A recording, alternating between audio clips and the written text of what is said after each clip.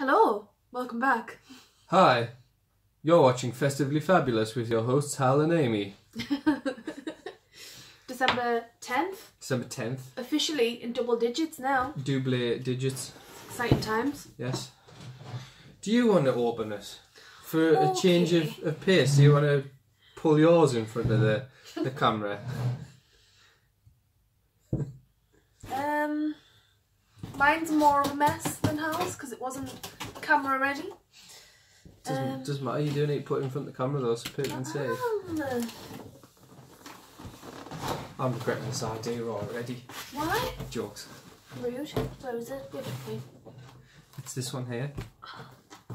Here, I'll hold the nearby thingy, so... There. Okay, behind door number 10. It is... Oh! Belhaven Brewery Craft Pilsner. Oh, very nice. You know, whenever I see Pilsner now... I'm not. Alright. I'm just getting my beer out if you're done lecturing me. No. Whenever you say Pilsner, what? Makes us think of Teddy off Brooklyn Nine-Nine. Yeah. Brews his own Pilsner. Pilsners. This craft Pilsner is brewed using 100% Scottish barley, classic lager yeast and water drawn from our own brewery well. A long cool fermentation and extended maturation produce a classic continental style Pilsner with a pleasant biscuity aroma and a fresh, lightly malty flavour. Very nice. It's from George Howell, master brewer in Belhaven. Just having a look on the back to see if it says anything different, because we haven't done that in a while, have we? We have not, no. Looks good. Can't actually even see it. No, it's literally exactly the same as on the back of the thingy. Sorry. It's alright, I didn't need to use the fish opener.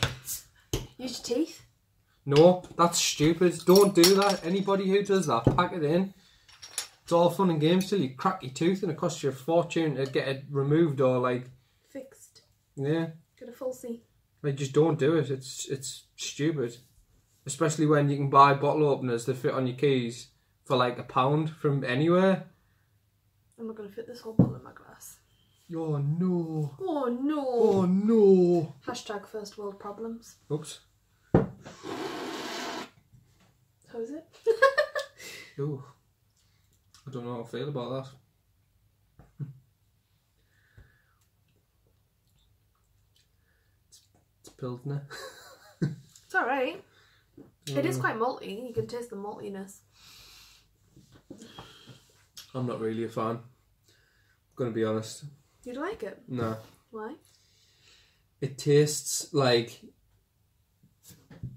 poolie. Like poolie? Yeah.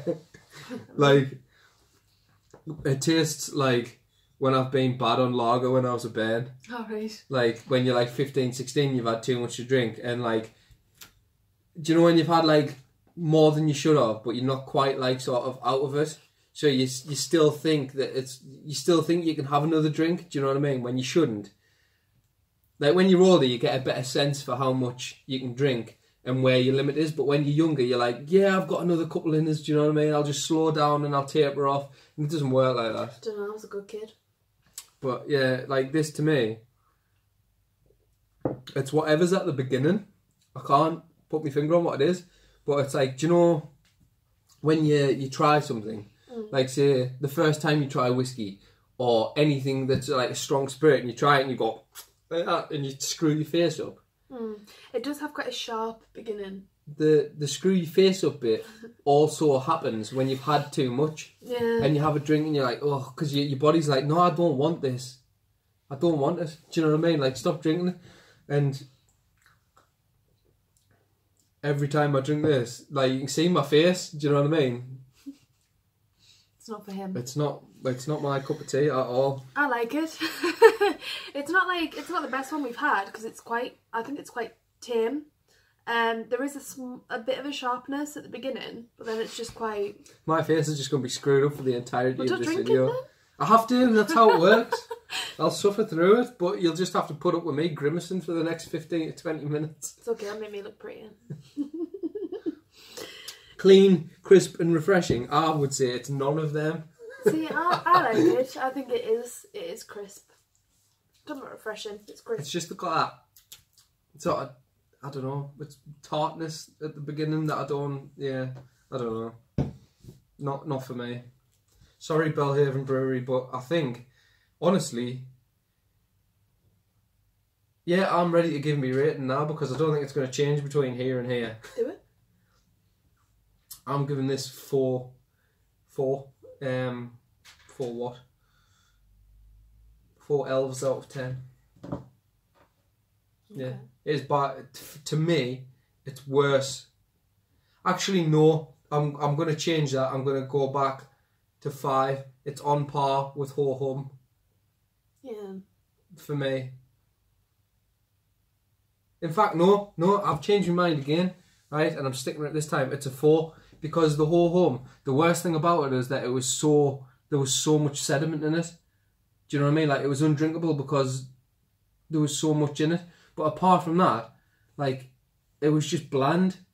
It wasn't horrible. Do you know what I mean? It was just really bland and had a ton of sediment in it.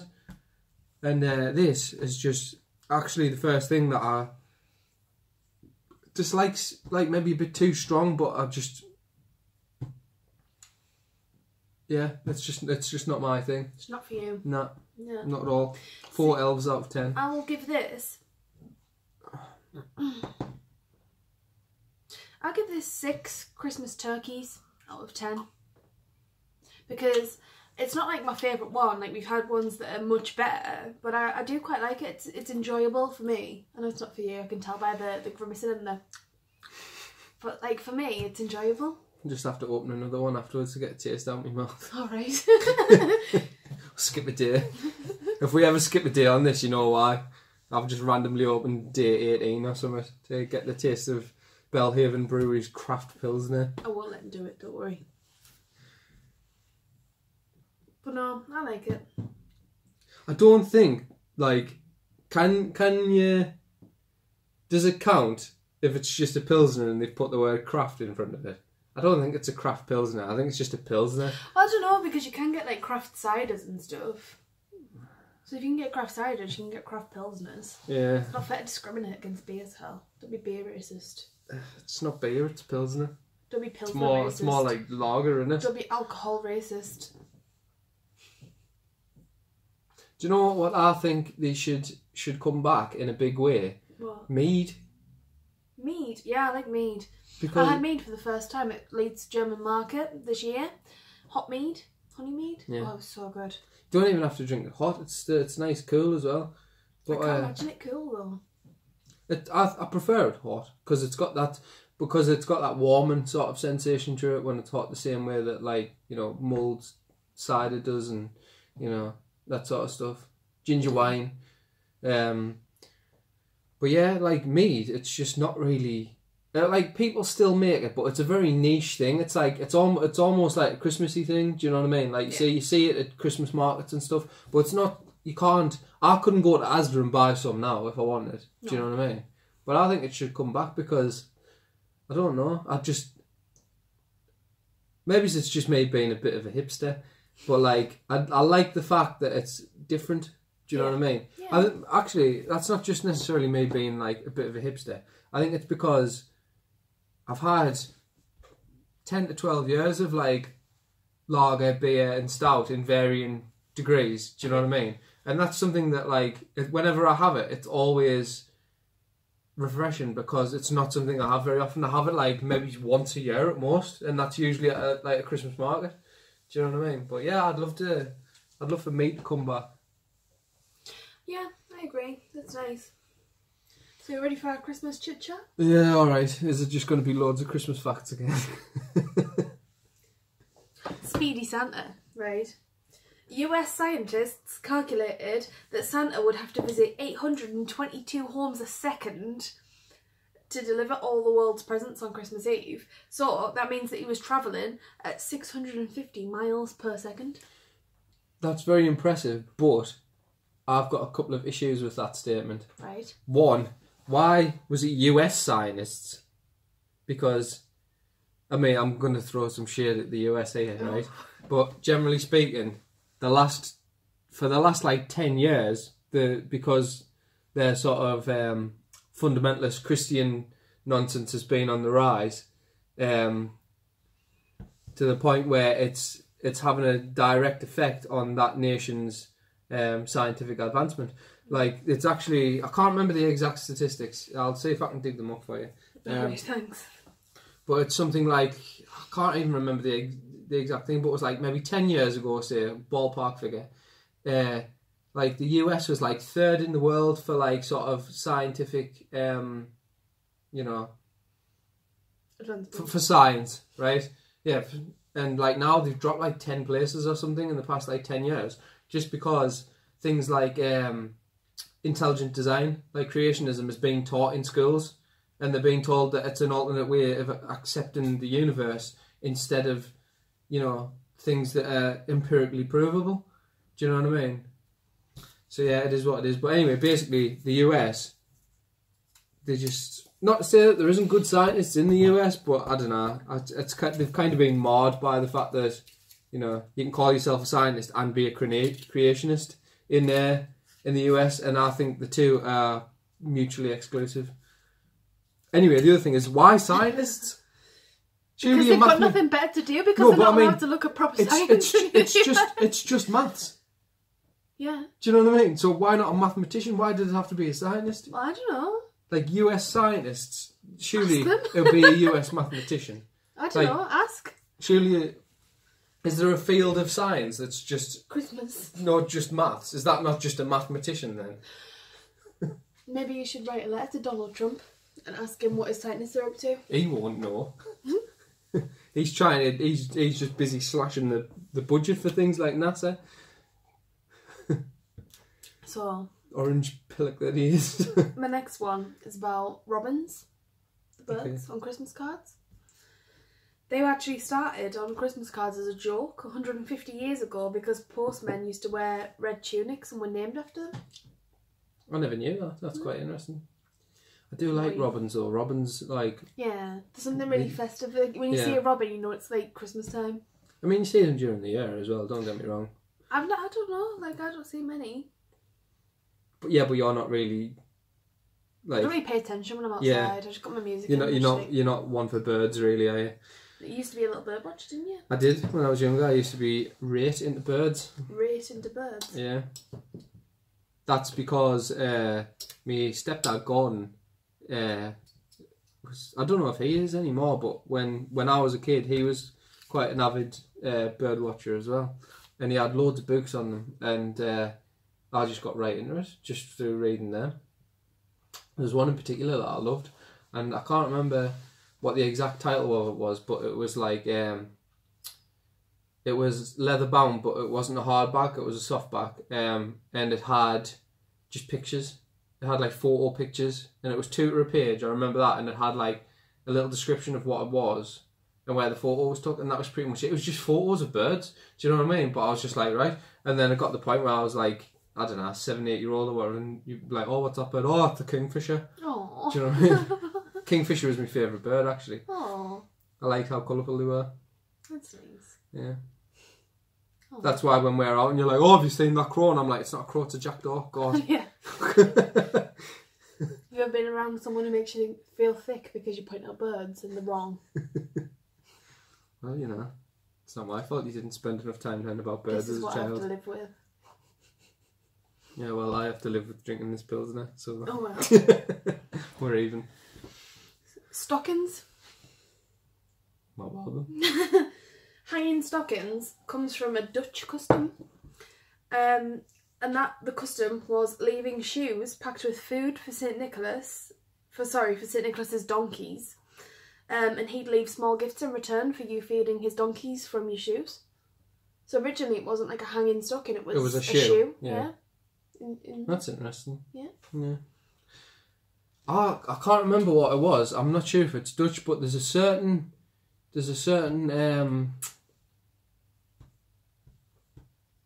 what's the word I'm looking for? Like, kind of old wives' tale. I can't remember what country it was from. It was a European country, I'm sure of it.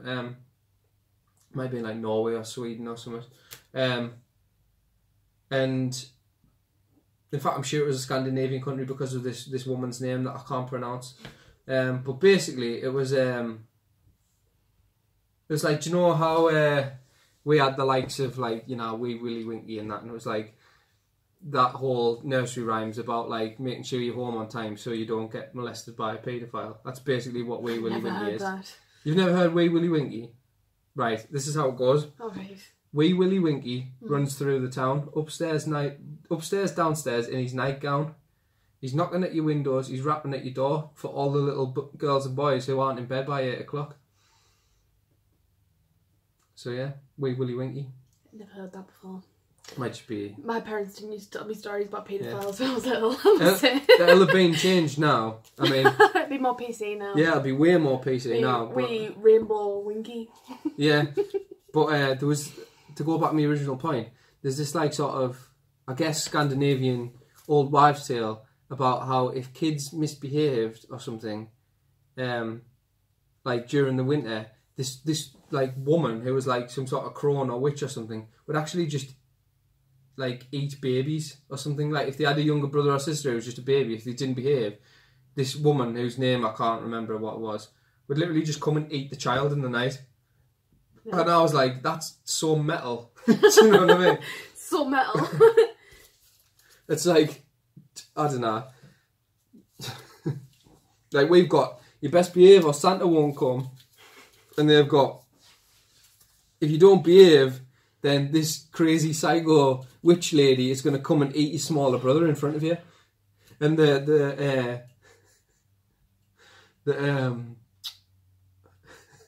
picture that went with it was literally like a painting of this said thing, and there was like two kids like this, like like while she's like this with a baby and like in the foreground, like they're sat on the bed like, and then there's like a tiny baby like this, and she's like ready to eat it. Nice. I'm gonna have to see if I can Google. I can't Google it. Give us your phone. No, I've been reading Christmas facts. Fine. Tomorrow on December 11th, I'll let you know what it is. I'll find out tonight. Well, I'll try if I can't find it. But I've definitely read it somewhere. I'm not even sure if it's a Christmas thing. I think it is. Maybe I just want it to be a Christmas thing. Possibly. Well, she'll have got protein in, that's for certain.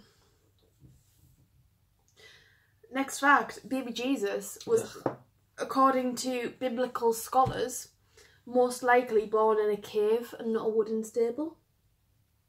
Sounds about right. And on that same note, in the Bible, there's no mention of how many wise men were at the birth. It just says wise men. It doesn't say 3. So 3 came from... Well, yeah, but that's because it mentions gold, frankincense and myrrh. So they've assumed, yeah. Gifts, yeah. But it could just be that 10 of them, in varying amounts, brought gold, frankincense and myrrh. The world's tallest Christmas tree, at 221 feet high, was erected... Excuse me. in Washington Shopping Mall in 1950. That's pretty cool. Also, if you want another fun fact, if you're not from Peterlee and you're watching this, Google Britain's worst Christmas tree 2009 and you'll find... We're on there. Yeah, from my hometown, the worst Christmas tree in the country for 2009, and believe me, it is horrid. If you ever wanted to see a picture that'll ruin Christmas for you forever, it's that. And we had to live it. Well, I had to. You weren't around. I wasn't around then. Yeah. I was in Leeds then. Yeah. Oh, then give us another. Okay, Jingle Bells, the song, obviously. James Pierpoint's 1857 song Jingle Bells was first called One Horse Open Sleigh, and was written for Thanksgiving, not for Christmas. Interesting. Bloody Americans.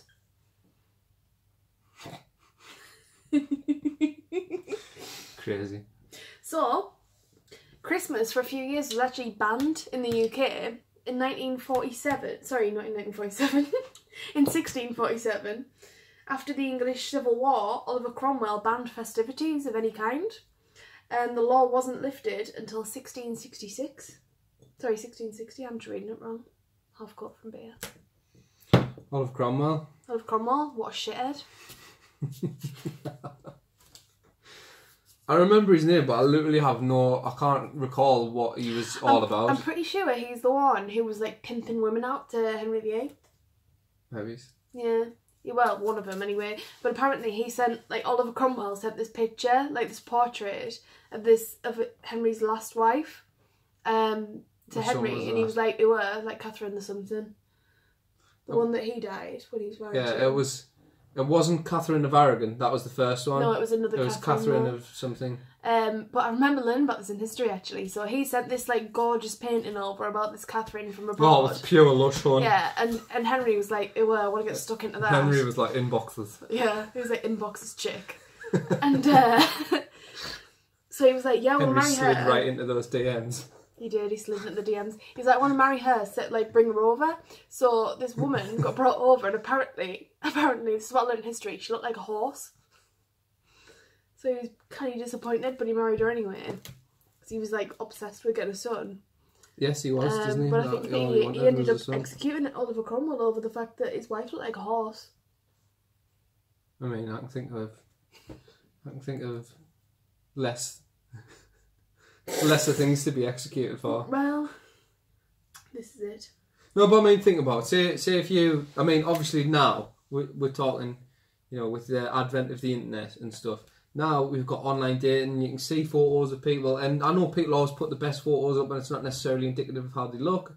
But and catfishing's a thing. But say we go back, like, I don't know, 15, 20 years, sort of before the. We'll say 20, because the internet's been around longer than we think, I suppose. It has, yeah. But yeah, say back in the day where there'd be like a service where you'd go and you'd put a videotape in, like a VHS, do you know what I mean? And you'd go to like sort of a matchmaking service, right?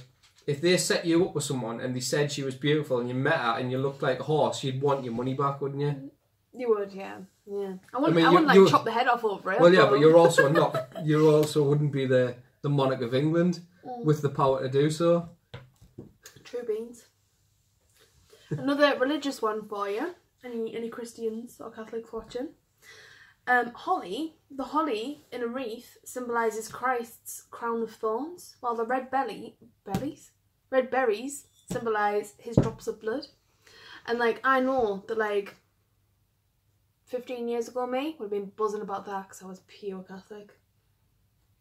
Not anymore, but you know. No, you've just got a touch of Catholic guilt still now. I do. I've got a great one. Christmas. Is it the origin of Pilsner and why it's rubbish? Alright, Debbie Downer. Not Debbie Downer? Just Christmas crackers. This? Of craft Pilsner. I like the bottle. It's cute. Do you know what? I'm saying this, right, and I don't like it, but I also feel obligated to drink the whole thing, so even though there's just some dregs in there. So you can do the glass on the head thing. Yeah. Christmas crackers. The largest Christmas cracker was 45.72 metres long. That's flipping massive. And it was 3.04 metres in diameter, and it was pulled in Australia in 1991. Can you imagine how many people would have to like pull that cracker? That's like the length of our street. Do you know what I mean? That's amazing. Can you imagine the bang? I don't think they'd have had that much. Oh, I think that you have to. It's like go hard or go home or something that big. No, but this is the thing, right? When you pull... A small mushroom cloud comes up. When you pull a cracker, right? It's, do you know the cord in it, right? Mm. It's the friction on that pulling out that ignites the gunpowder that makes the bang. Yeah. Right? There's only a tiny amount. Yeah. Right? But my point is to make an adequate bang for a 45 metre cracker, right? The amount of gunpowder in it would probably just blow it up. Yeah. Like, it wouldn't make a bang, it would just explode. And? So can you not see the issue there? No. Loads of people pulling a giant cracker being full of festive spirit, and then, like, bits of the mate flying in front of them. Do you know what I mean? Sounds like a party to me. Nothing puts you in the Christmas spirit like being horribly disfigured by an exploding 45 metre cracker. How then? Okay, Christmas songs. Jingle Bells was the first song broadcast from space when Gemini 6 astronauts Tom Stafford and Wally Shearer? I'm sorry if I say that name wrong. have a look. It looks very German. Yeah. Yeah. Shearer. Shearer sang it. Oh, they sang it. They didn't broadcast it, they sang it on December the 16th, 1965. This is why the aliens won't torture us. They got mortal and did alien karaoke. I don't know if that's true, don't quote me on that.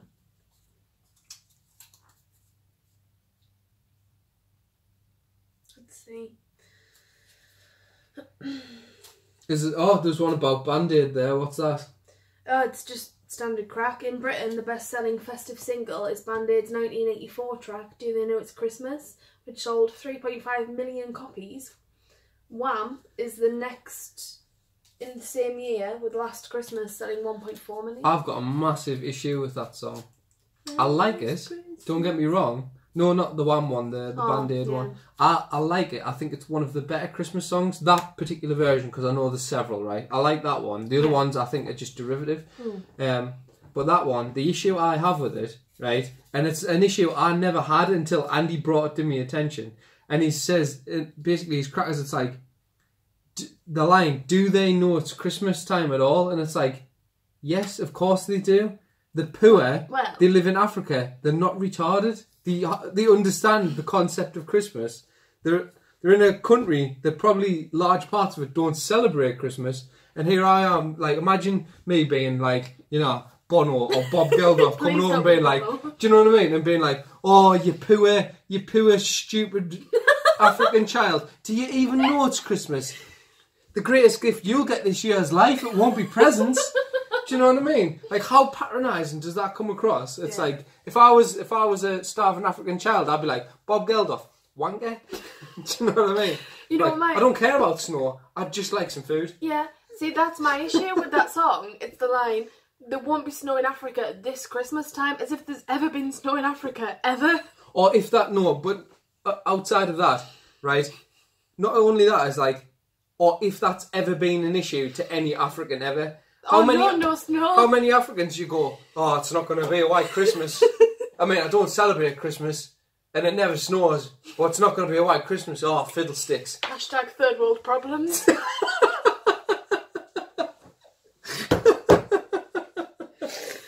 Yeah, so yeah, Bob Geldof. Absolute pirate. Yeah. I mean, this is like, without getting too political, right? Like, like I say, that song now for me has been ruined. But it's obviously, like, it makes you think. But the other thing is, it's like Bob Geldof sitting there in his flipping ivory tower, do you know what I mean? And being like, oh yes, give of yourselves, you know what I mean? Mate, like, they don't have anything, you've got more than them, so you should give them something, do you know what I mean? Well, he enjoys his fucking 5-star Michelin star meals and no, shit. That's not to say, like, many rich people are philanthropists, right? Which means they give generously to charities and donations and things like that. Well, I think you have to be, it's almost part and parcel with being rich. Like, you've got to do that almost as justification for being rich. Yeah. But, having said that, the amount they give in comparison to what their worth is ridiculous. Do you know what I mean? So, like, I know you could make the same argument, say, well, you only need to give £2 to Band-Aid or whatever. Do you know what I mean? And fair enough, but my point is it's like, the amount Bob Geldof could give to them in terms of, even if I give the same amount of my, say, weekly wage to third world countries as Bob Geldof did, okay, then from a percentage standpoint, we're giving the same amount, right? But it's going to affect you more. It's going to affect them more. Do you know what I mean? Are they going to be like, well, Hal from Peterlee has sent us a tenner, or we've got Bob Geldof who's sent us 150 grand.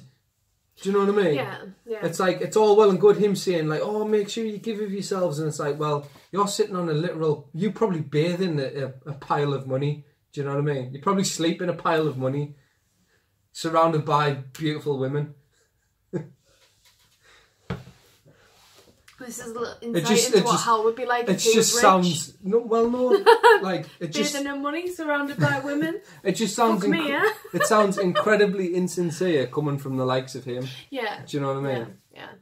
I mean, like... I've got far more respect for people who actually just give money and then don't try and sort of get you to do the same. Yeah. Like hey, hang Bill on, Gates. sorry, Bill Queen. Gates. Yeah, Bill Gates. Or do you know who else? Right, and this, I don't know if you know this because it's not exactly common knowledge, right?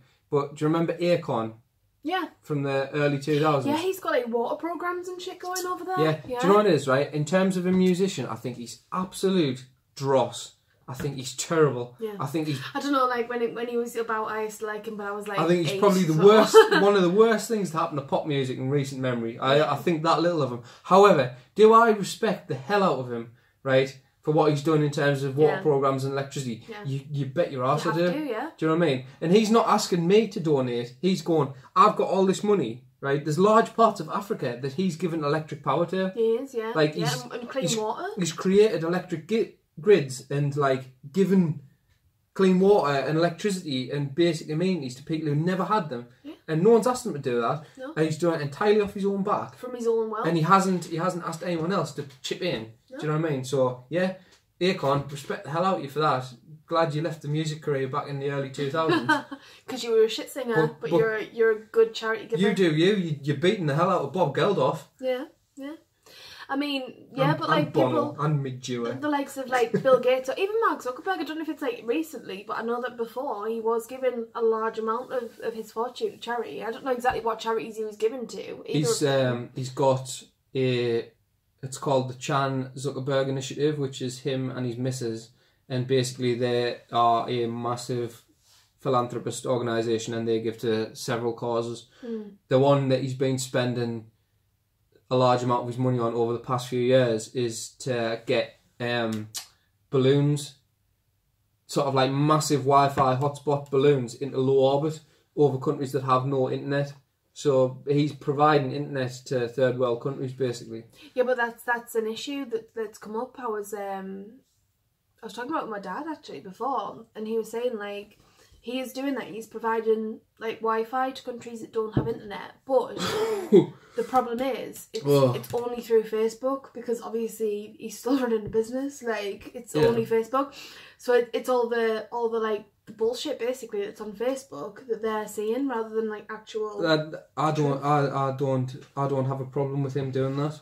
No, I mean to an extent no, but I think if he's providing them a service that they otherwise wouldn't have. Yes, it's filtered through the medium of Facebook, right? Yeah. But also he is a businessman, and tell me that you would do any different. I don't know. I couldn't say. Do you know what I mean? He's just doing what makes sound business sense, and you can't fault him for that. Would you like No, we don't want any more. We finished this one. Would you like just one more? It's really nice. It's like a really nice note to leave it on. Since we've been ranting. The sooner I can leave this Pilsner behind, the better. One more. Oslo. Since 1947. I'm half cut, leave me alone. Since 1947, Oslo has sent a Christmas tree to London to thank us for our help during the Second World War. That's nice. That's nice. That's very festive. I like that one. That's a good one to finish on. Yeah, I thought so. Yeah. If they could just send it to Pete Lee in 2009, that'd be good. Right. We'll leave it here then. Yeah. December 10th, done. Done. I liked it. Did we rate it? We did. I rated it. Yeah, I'll give it 4 elves out of 10. Yeah. Okay. And not even the good elves. The ones with scraggly beards who look like they've had too many winters. The ones that are just full on raging alcoholics now. Yeah. They only make the grown-up toys, they don't make the kids' toys anymore. Yeah, they grind up candy canes and snort them on the breaks. That's the only thing that gets them through the shift. Yeah. Well, thank you for watching. Yeah. But, like, I mean, this is the thing. If you like Pilsner, this might be for you, but all I can say with certainty is that it's not for me. Yeah. Bring on a better... Do you know what it is? Yesterday, I was just talking about how I felt like the quality of the beer was, like, increasing. Like, just sort of as we're accumulating more, generally, the overall quality is getting better. But this might have just torpedoed that, so... Rip. Bellhaven, it's all on you. You and Bowman are the scourge of beer everywhere. Yeah. Get a grip on your life. Anyway, I'm going before I get irate about Pilsner. So okay. Well, thank you for watching. We'll see you tomorrow. That's the thing now I've been doing on my fingers. As of tomorrow, I'm going to have to be like... Yeah. Tomorrow is... On Christmas Eve, it'll be... Yeah, we'll see you tomorrow. Thanks for watching. Goodbye. And we're out.